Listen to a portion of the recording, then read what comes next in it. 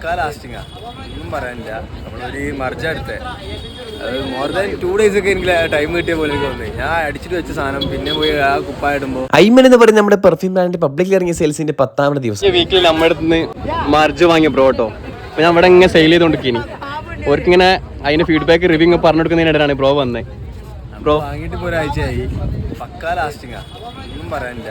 നമ്മളൊരു മർജ എടുത്തേ, അത് മോർ ദാൻ 2 days ഒക്കെ എനിക്ക് ടൈം കിട്ടിയ പോലെ എനിക്ക് തോന്നി. ഞാൻ അടിച്ചിട്ട് വെച്ച സാധനം പിന്നെ പോയി ആ കുപ്പായിടുമ്പോൾ അതേ സ്മെല്ല്, ഒന്നും പറയാനില്ല.